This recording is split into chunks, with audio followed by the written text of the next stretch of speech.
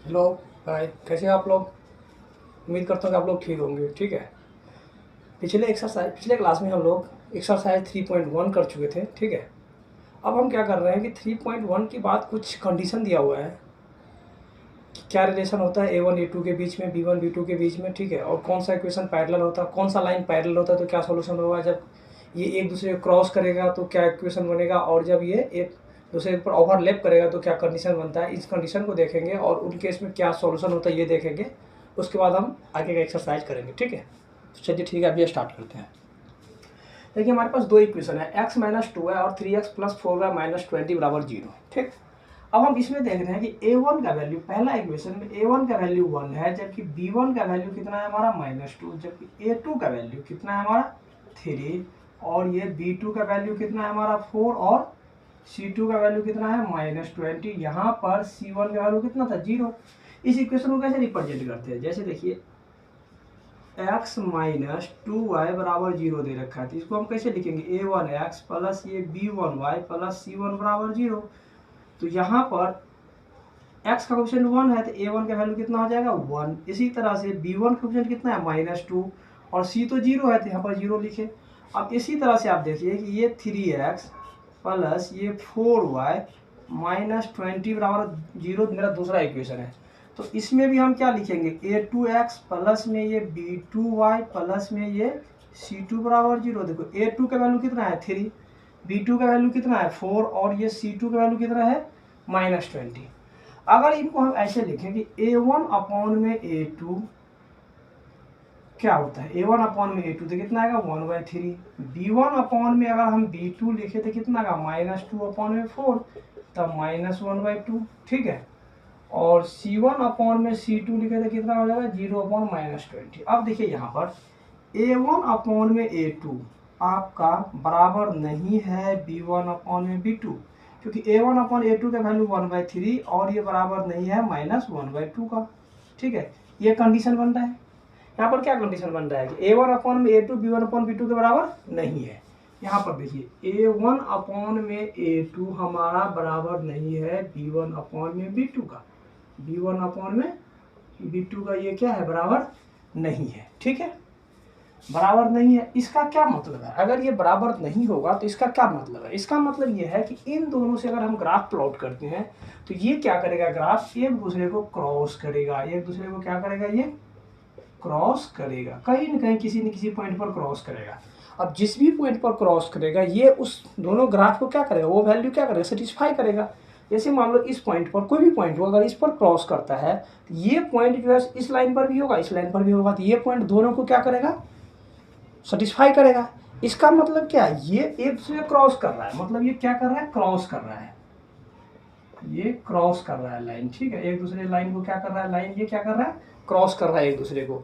इसको अगर हिंदी में बोलते हैं तो हिंदी में बोलते हैं प्रतिच्छेदी। क्या बोलते हैं, प्रतिच्छेदी। ठीक है, प्रतिच्छेदी रेखा है, मतलब क्या, एक दूसरे को छेद कर रहा है, एक दूसरे को क्या कर रहा है, छेद कर रहा है, कट कर रहा है।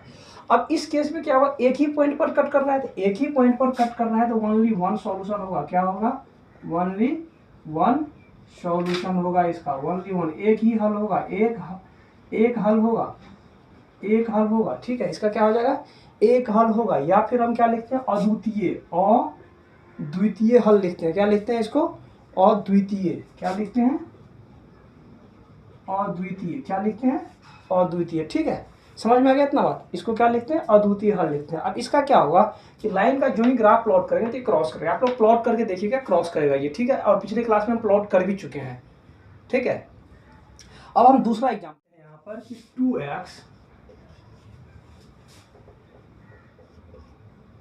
2x plus 3y minus 9, 2x plus 3y minus 9 बराबर 0। और दूसरा इक्वेशन ले लेते हैं इसमें 4x plus 6y, 4x plus 6y minus 18 बराबर 0। ठीक है, अब इस केस में देखिए आप, इस केस में देखिए a1 का वैल्यू आपका कितना है 2 है, b1 का वैल्यू कितना है 3 है, और c1 का वैल्यू कितना है -9 है। इसमें देखिए a2 का वैल्यू कितना है 4, b2 का वैल्यू कितना है 6, और c2 का वैल्यू कितना है -18। ठीक है, A1 अपॉन में अगर A2 का वैल्यू निकाले तो 2/4 मतलब 1/2। B1 अपॉन में B2 का वैल्यू निकाले तो 3/6 मतलब 1/2, ठीक है। और C1 अपॉन में C2 का वैल्यू निकाले तो -9/18, तो कितना हो जाएगा 1/2। अब यहाँ से देखिए A1 अपॉन में A2 बराबर है ये B1 अपॉन में B2 बराबर है C1 अपॉन में C2। यहाँ पर यही कंडीशन बन रहा है, A1 अपॉन A2 का वैल्यू 1/2 है, B1 अपॉन B2 का वैल्यू कितना है 1/2, और C1 अपॉन C2 का वैल्यू भी कितना आ गया 1/2। ये तीनों आपस में क्या है, बराबर है।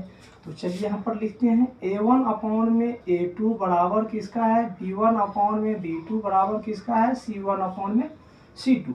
इसका क्या मतलब है, इसका मतलब ये है कि जब इसका ग्राफ हम प्लॉट करेंगे, जब इसका ग्राफ प्लॉट करेंगे तो ये लाइन दोनों क्या हो जाएगा, पैरेलल हो जाएगा। क्या हो जाएगा, ये लाइन क्या हो जाएगा, पैरेलल हो जाएगा। ये लाइन क्या हो जाएगा, हमारा दोनों पैरेलल हो जाएगा। पैरेलल हो जाएगा तो इसका मतलब क्या है कि ये रेखाएं क्या हो जाएगी, पैरेलल हो जाएगा। तो पैरेलल का मतलब नहीं सॉरी, यहाँ पर ये रेखा पैरेलल नहीं होगा। ये रेखा आपका देखिए, ये सारे का सारे बराबर है, ये सारे का सारे पॉइंट क्या है हमारा, बराबर है। तो ये रेखा लाइन आपस में क्या करेगी, ये कोइंसाइड कर जाएगी। एक लाइन अगर ऐसे जा रही है तो दूसरी लाइन भी इसी लाइन पर ऐसे जाएगी। मतलब एक लाइन दूसरे लाइन को क्या करेगी, एक लाइन दूसरे लाइन पे क्या करेगा, ओवरलैप कर जाएगा। तो ओवरलैप कर जाएगा इसका मतलब क्या हो जाता है, एक लाइन दूसरे लाइन के ऊपर क्या करेगा, ये ओवरलैप कर जाएगा, ठीक है। एक लाइन दूसरे लाइन के ऊपर ओवरलैप कर जाएगा मतलब कोइंसाइड कर जाएगा। क्या करेगा, कोइंसाइड करेगा। क्या करेगा, ये लाइन एक दूसरे के ऊपर में कोइंसाइड करेगा।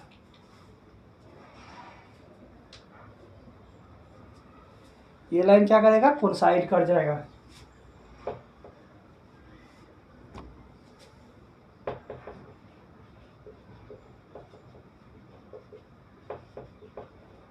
इसको बोलते हैं समपाती, समपाती रेखा। इसमें क्या होगा, इनफाइनाइट नंबर ऑफ सॉल्यूशन होगा, इनफाइनाइट नंबर ऑफ सॉल्यूशन होगा। क्या होगा इसमें, इनफाइनाइट नंबर ऑफ सॉल्यूशन। देखो ये कोइंसिडेंट लाइन है, समपाती रेखा है, इसमें इनफाइनाइट नंबर ऑफ सॉल्यूशन होगा, क्योंकि एक लाइन दूसरे ऊपर लाइन के ऊपर ओवरलैप कर जाएगा। जैसे मान लो देखिए, ये भी पॉइंट सेटिस्फाई करेगा, ये भी सेटिस्फाई करेगा, ये भी सेटिस्फाई करेगा। हर एक पॉइंट क्या करेगा, इस दोनों इक्वेशन को सेटिस्फाई करेगा। तो ये कोइंसिडेंट लाइन करेगा, एक दूसरे पर कोइंसाइड कर जाएगा, ठीक है। और ये क्या होगा, इसमें इनफाइनाइट नंबर ऑफ सॉल्यूशन होगा जब ये तीनों A1 upon A2 B1 upon B2 C1 upon C2 क्या हो जाएगा, जब बराबर हो जाएगा तो, ठीक है। अब हम तीसरा केस देखते हैं। तीसरा केस क्या देखते हैं, तीसरा केस देखते हैं कि ये x plus 2y minus 4 x plus ये 2y माइनस 4 बराबर 0 और 2x प्लस 4y माइनस 20 बराबर क्या है हमारा 0 है। इस केस में हम देखते हैं कि A1 अपॉन में A2 का वैल्यू क्या है। देखिए A1 का वैल्यू कितना होगा 1 और ये 1, और A2 का वैल्यू कितना हो जाएगा 2, ठीक है। इसी तरह से B1 अपॉन में अगर B2 का वैल्यू देखें तो B1 का वैल्यू कितना है 2 और इसका कितना है 4, ये कितना हो जाएगा 1/2। इसी तरह से हम C1 अपॉन में C2 का वैल्यू देखें तो C1 का वैल्यू कितना है -4 और ये कितना है -20, ये कितना हो जाएगा 1/5। अब देखिए यहाँ पर A1 अपॉन में A2 बराबर B1 अपॉन में B2 हो रहा है, लेकिन ये C1 अपॉन में C2 नहीं हो रहा है। क्या हो रहा है इस केस में, A1 अपॉन में A2 का वैल्यू 1/2 है, B1 अपॉन B2 का वैल्यू भी 1/2 है, C1 अपॉन C2 का वैल्यू कितना आ गया 1/5, मतलब C1 अपॉन C2 क्या है हमारा बराबर नहीं है। अब देखिए इस केस में, अब इस केस में आप देखिए कि A1 अपॉन में A2 बराबर है ये B1 अपॉन में B2 और बराबर नहीं है ये C1 अपॉन में C2 का। यही है, A1 अपॉन में A2 बराबर है B1 अपॉन B2 बराबर नहीं है C1 अपॉन में C2 का। इसका क्या मतलब है आपका, इसका क्या मतलब है कि ये लाइन दूसरे लाइन का क्या हो जाएगा, पैरेलल हो जाएगा, पैरेलल हो जाएगा, समांतर हो जाएगा, समांतर हो जाएगा। इसमें ये दोनों लाइन कहीं भी क्रॉस नहीं कर रहा है, तो इसका क्या होगा, नो सॉल्यूशन होगा। क्या होगा इसका, नो सॉल्यूशन। मतलब कोई भी ऐसा पॉइंट कॉमन नहीं है जो दोनों इक्वेशन को सेटिस्फाई कर सके। जैसे रेल की पटरी है, कभी जाके मिलती नहीं है, तो इसीलिए क्या हो जाएगा, ये नो सॉल्यूशन का केस हो जाएगा। ठीक है, यहाँ पर कोई हल नहीं होगा। क्या होगा, यहाँ पर कोई हल नहीं होगा, कोई हल नहीं होगा। ठीक है, समझ में आ गया बात। देखिए क्या कंडीशन होता है, पहला कंडीशन होता है कि जब दो लाइन आपस में एक दूसरे को क्रॉस करेगा, a1/a2 बराबर नहीं होगा b1/b2 का। ठीक है, ये क्या करेगा, लाइन क्रॉस करेगा और ओनली वन सॉल्यूशन होगा। दूसरी केस में क्या है कि जब लाइन एक दूसरे के ऊपर कोइंसाइड कर जाएगा, कोइंसाइड कर जाएगा मतलब क्या, एक दूसरी लाइन के ऊपर ओवरलैप करेगा, ओवरलैप करेगा तो a1/a2 b1/b2 c1/c2 सारे वैल्यू बराबर होंगे जब कोइंसाइड करेगा, एक दूसरे के ऊपर कोइंसाइड करेगा। ठीक है, तो इस केस में क्या होगा, इनफाइनाइट नंबर ऑफ सॉल्यूशन हो जाएगा, बहुत सारे सॉल्यूशन हो जाएंगे। और तीसरी केस क्या होती है, जब ये लाइन पैरेलल हो जाता है, पैरेलल में a1/a2 b1/b2 होगा बराबर, और c1/c2 क्या हो जाएगा, बराबर नहीं होगा। ये भी बराबर हो जाएगा तो कोसाइड कर जाएगा, पर ये बराबर नहीं होगा तो ये लाइन क्या होगा, पैरेलल होगा, समांतर होगा, और इसमें कोई भी हल नहीं होगा। ठीक है, ये आपका कंडीशन है। अब देखिए दूसरी कंडीशन क्या है कि जब कोई हल सॉल्यूशन निकलेगा तो वो इक्वेशन क्या हो जाएगा, कंसिस्टेंट हो जाएगा। जैसे मान लो ये इक्वेशन है, एक हल दे रहा है, यहाँ पर ओनली वन लाइन दे रहा है, ये इक्वेशन क्या हो जाएगा आपका, कंसिस्टेंट हो जाएगा। क्या हो जाएगा, ये कंसिस्टेंट, ये कंसिस्टेंट हो जाएगा। ठीक है, मान कोई भी सॉल्यूशन देते कंसिस्टेंट हो जाएगा। ठीक है, अगर मान लो कि सॉल्यूशन दे रहा है तो कंसिस्टेंट होगा, सॉल्यूशन नहीं दे रहा है तो इनकंसिस्टेंट होगा। जैसे मान लो ये सॉल्यूशन नहीं आ रहा है इसमें, तो इनकंसिस्टेंट हो जाएगा। क्या हो जाएगा, ये इनकंसिस्टेंट हो जाएगा। ये क्या हो जाएगा आपका, कंसिस्टेंट हो जाएगा। क्या हो जाएगा, ये इनफाइनाइट नंबर ऑफ सॉल्यूशन है, कंसिस्टेंट हो जाएगा। ठीक है, इतनी बात समझ में आ गई। कंसिस्टेंट क्या होगा, इनकंसिस्टेंट क्या होगा। अब कंसिस्टेंट का मतलब क्या है, जिसका सॉल्यूशन निकलेगा, अनकंसिस्टेंट का मतलब है जिसका सॉल्यूशन नहीं निकलेगा। ठीक है, तो इस ढंग से हम इसको समझ में आ गया होगा आप लोग को।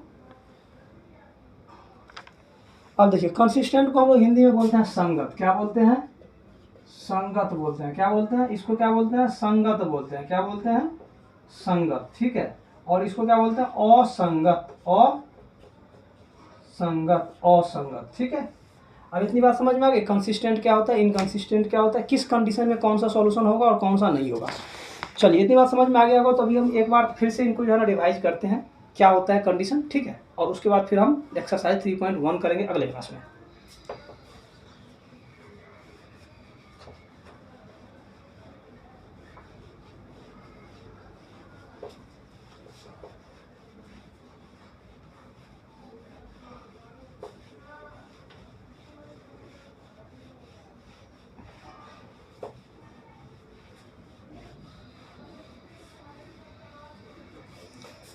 देखिए यहाँ पर सबसे पहली बात, a1/में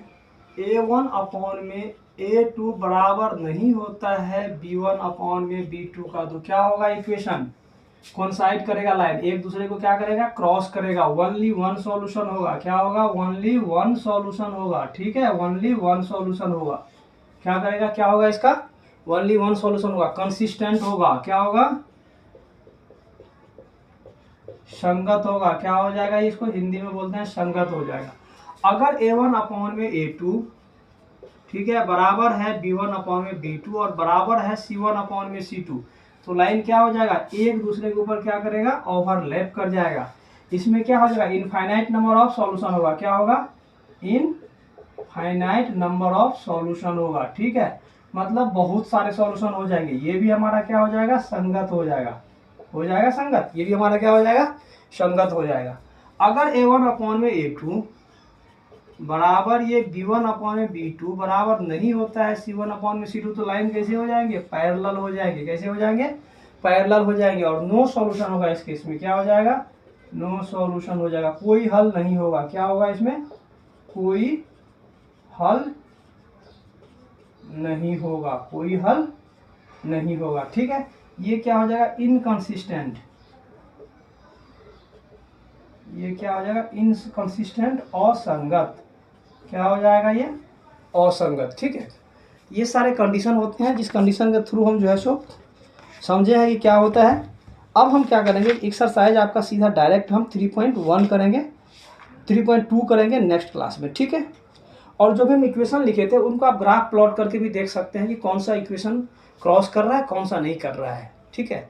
और ये जिसमें जो कंडीशन बताए हैं, पहला वाला क्रॉस करेगा, दूसरा वाला क्या हो जाएगा, ओवरलैप कर जाएगा, और तीसरी वाली कंडीशन क्या हो जाएगी, हमारा पैरेलल हो जाएगा। उनके लिए कंडीशन मैंने आप लोग को बता दिया हूँ, ठीक है। अब हम एक्सरसाइज 3.1 3.2 जो है सो नेक्स्ट क्लास में करेंगे, ठीक है। Okay, thank you.